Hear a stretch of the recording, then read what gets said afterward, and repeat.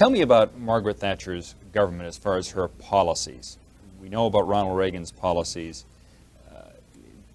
Describe what it's like in Britain under a Thatcher regime. House of Commons, Commons of House. I'm the coolest cat. And I'm a little mouse. House of Commons, where nothing's ever changed. Under a Thatcher regime, there's been a deliberate attempt to try to shift Britain's institutions in the direction of a more market-based society, in the expectation that this will give more opportunity to everybody. This has been accomplished by Mrs. Thatcher in the Conservative Party from what in certain respects is not too healthy a starting point. What I mean by that is that typically Conservative supporters will be people who are not all that open to change, When nothing's ever changed. Who certainly may be people with a business background or concerns of that sort, but who wouldn't necessarily be too open to the kind of radicalism that Mrs. Thatcher's approach in certain respects espouses. Commons of House. We are the fat boys. And I'm the skinny yob. House of Commons, where everyone's a star. What she's done, and this has been commented on from quite a wide perspective, is to have combined an appeal in the economic area of a great deal of radicalism, together with a reaffirmation of traditional values, together also with a certain kind of patriotic approach in matters of foreign policy, which the Falkland Islands, I think, was particularly convenient last time for her to do. Drop the mace! Drop the mace! Oh, wave it about. There's a very distinctive package that's been put together, and it's something which has managed to push through. Push it real good, Cecil. Changes which I guess a number of people would have thought in Britain would have been pretty difficult to push through, but which really does have these three and quite distinctive elements to it. Now, many of the things you just mentioned sound very much like Ronald Reagan's philosophies. Yes, except that Reagan promised people instant gratification. He said everything's going to be okay, we should stop feeling bad about ourselves, we should feel good again, we should congratulate one another and ourselves all the time. And you deserve more, and I'm going to give it to you, and you won't have to pay any taxes for getting it. David Cameron, we must work together to reduce the deficit. That's what's going on. Reducing the deficit. I read about the deficit. Do you know about the deficit, big guy? Do you know Britain's debt? No, £1.5 trillion. That's how much the UK owes somebody. And you can now see the consequences of that with the deficit and with indeed the resulting summit fiasco at Venice and many other unpleasant consequences that we are, I think, not going to be very long finding out about. With Thatcher, it's been rather different. She promised people sacrifice and pain. She said the country's been rotting in mediocrity for a long time. It's been paying itself more than it can earn. I'm going to turn the cold shower on all of you. And I think she actually wouldn't have minded turning it on to everybody, but this is a class-divided country that Jeremy and I come from, and it doesn't fall on everyone. And the most vivid impression I find, returning home as I often do, is how pitiless that has been, and how people who used to be only poor are now really very poor, and how people who understood seasonal unemployment are now out of work perhaps forever, or have never had a job, and how all that kind of thing has become a great deal more severe, and social and racial and regional divisions have all become much more acute. Whether it be other countries, whether it be European countries, however much they hate the Prophet, Allah promises that He will cut them out from all future hope. And we have the example. Every country has its gangsters, and the recent trouble in India was an opportune moment for a tribe of terrorists known as the Hers to run amok in the northwest province of Sindh. I rang up Guy's Hospital, which I know very well, so I've lived in London most of my grown-up life. And I think he just continues to incite hatred and prejudice, and I think he should apologise. The point is, Muslim teaches purely African, principles. That's the case. They had the Mohammedan influence in Africa, around about West Africa, in about 1,000 years ago. About some few centuries ago. But Christianity came down in Africa about 200 years ago. And through Christian influence, we are able to adopt Western ways of life and Western everything. And so more people like to adopt Christianity, whereby they try to become Western. Because most of the missionaries who come down there are Americans or Englishmen. And people like to follow the style because of singing and everything, because African likes music. You know? And so but you wouldn't say a person joins a religion simply because he finds it very easy or because he finds that he can conform his social customs to it. No. You follow it because you understand that it is a true religion and your spiritual understandings agree with it. In December 2016, some of the jihadists in Mali, where she was working as an aid worker amongst the orphans to remove malnutrition, where she was working in December 2016, she was taken as hostage by some of the Muslim jihadis, and she was kept as a prisoner for 4 years. When she came down from the stairs of the plane, the French president, he greeted her, and when she came down, you could see her wearing the scarf. And she said that I am not Sophie, I am Maryam. Alhamdulillah, she had accepted Islam. Imagine. And if a Mohammedan has already slaughtered a sheep or a cow, for example, I will not eat with him. I'm sure there are infinite prejudices in your country alone between Amharas and Hebrews and Arabs. You do say your origin is Hebrew, do you not? And most of the Ethiopians are. We could talk for ages on that, but there's another question I want very much to ask all of you. That is, what had you heard about race problems in America before you came? Is our problem greater or less than you thought? It's what I've seen here and what I've heard while I am here and what I have read in the newspapers, it's just worse than I expected. Don't you agree, Judith? No, I don't agree. In England, we don't hear too much about the American problem, except, of course, when a certain case came up and the Supreme Court decision, we heard a lot about it then, but not too much. And when I came here, I had imagined from the Tiller case that things would be really terrible in the South. And I found that there's a real feeling of optimism here. I stayed in a Negro family, and I was able to see the position, really a bird's eye view of it, you might say. And the first thing that impressed me was that the Negroes themselves were not happy about the situation, but were pleased. They were grateful for what progress had been made, and they were sure that the situation would continue to improve.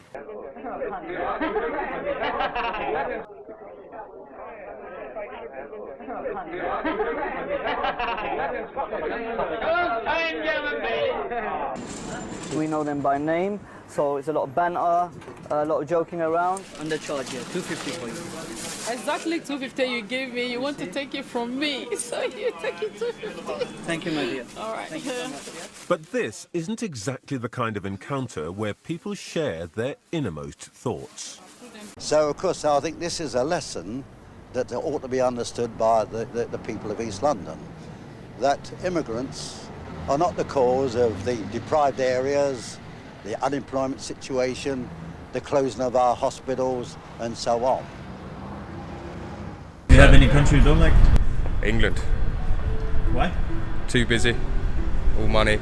I don't like it. What's your favourite city in England? Well, London, because it's the only one I really go to, so yeah. We know that it is so, but to our knowledge, there are many more like that. Can Leicester cope?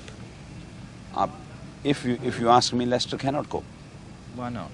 Because the housing situation in Leicester is already acute.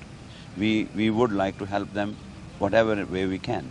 Then what measures do you believe the Home Office must take immediately to control the situation and the vast number of Asians that are going to be arriving in this country in the next few months?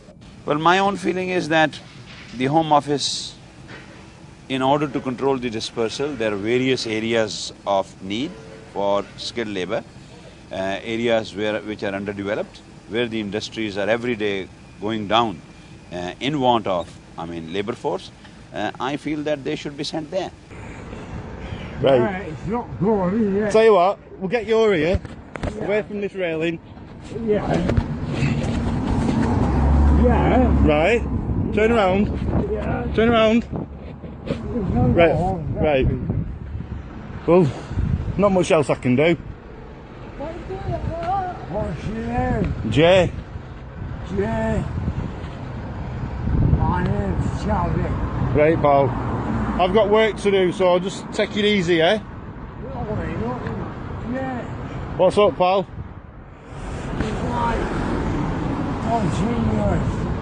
Just leave it. Right, I've got work to do, I'm off. Take it easy.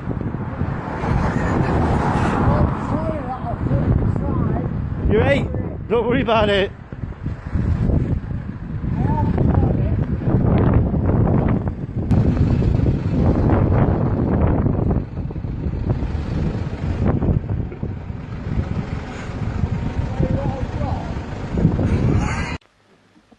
But only by national effort in which all of us must take our share.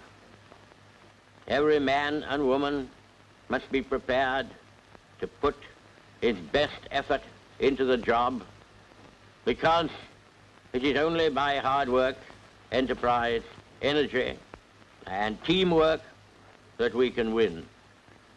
That is why I am asking today for the support of all men and women of goodwill. Funny you should come from Birmingham too, isn't it? Have you come to my Birmingham, you come to my home and have a cup of tea with me, both of you. Thank you, we will. Goodbye and good luck. Goodbye. Bye-bye. Well, where you going? Well, I think I'll get some cigarettes. I'm short, too. Well, I'll get some. Good.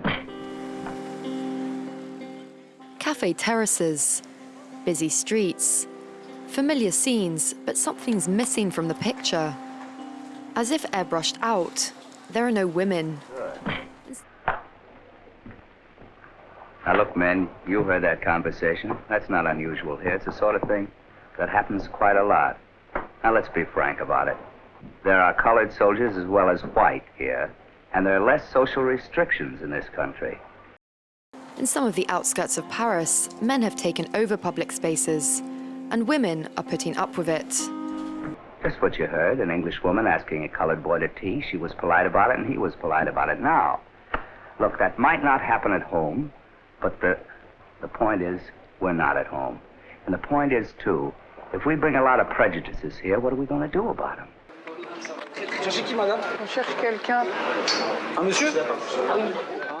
There are only men in here, and they're not very welcoming.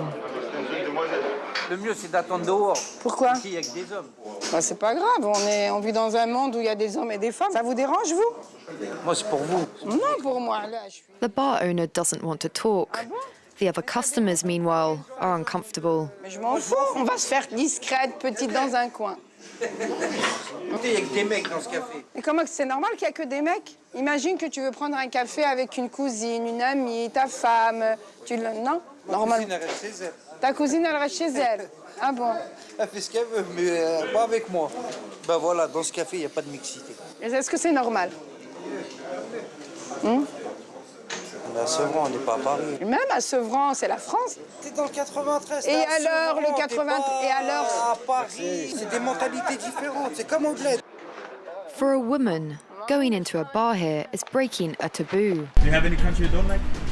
England. Because it's cold? Definitely cold. Tu fais ça en Arabie Saoudite, tu dis ouais. Mais ça, on est en France. On est en train de dire, ah, mais tu te rends compte, il y a des femmes quand même qui ont été dans un café. Nothing motivates like personal experience. Of course, it's also worth mentioning that Western religion has a demonstrably greater influence in, well, the West, so it's only reasonable that those of us so inclined fight the greatest forces for religious oppression we see around us. However, I do think that there are those of us that see Eastern faiths through rose-colored glasses. Eli is named after a Bible character who dies when he falls backwards out of a chair and breaks his neck. That guy is funnier sitting down than you'll ever be at stand-up.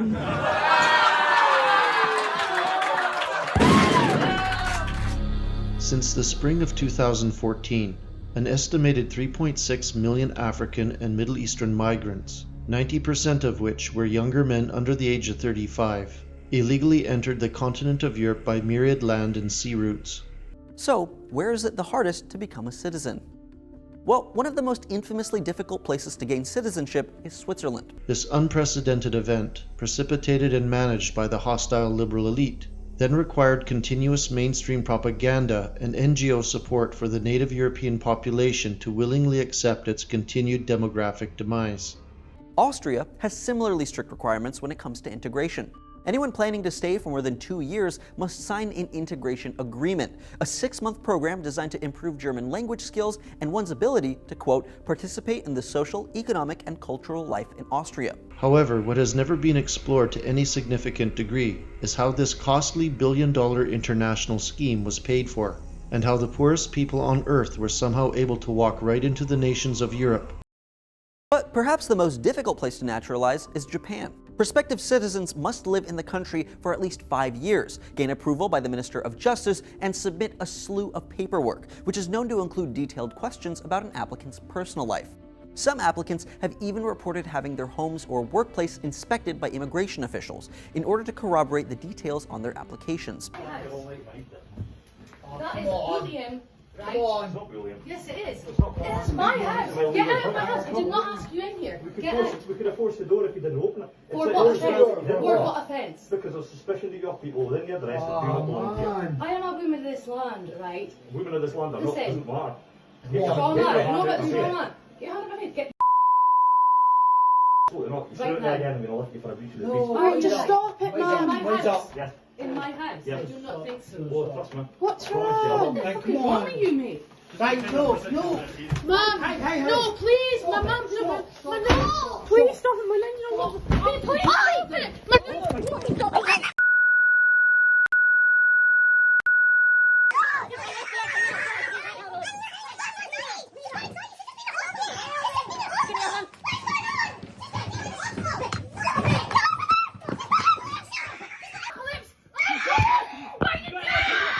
So what this shows is the police going to that woman's front door, threatening to smash the door down if she doesn't let them in, because they've received a tip-off that somebody has gone in to her apartment. The whole basis of the development of Hitler in Germany was based on anti-Semitism, racialism. Once they dealt with the Jews, then they dealt with the trade unionists. Then it was the communists and the socialists. And I would say the same can happen in Britain. What I'm trying to say is, I'm not saying that Western ideas are best for the African. I believe in African getting everything African. But the point is, we know, and everybody knows, that if you get some things African, they are sometimes bad. So I believe in getting Western ideas. You know, and through Christianity, we are able to teach the people decent ways of life and different everything. For instance, Mohammedans will not eat with a Christian, which is bad. It doesn't bring peace to the world. But through Christianity, we are able to teach pure love and love for everything. But so more Africans like haven't you heard me? I said if you of Christianity, there are Orthodox Christians who don't allow to mix with Mohammedans. Mostly Somalian as well. They find themselves alienated from traditional Somali culture, but not fitting into British society either.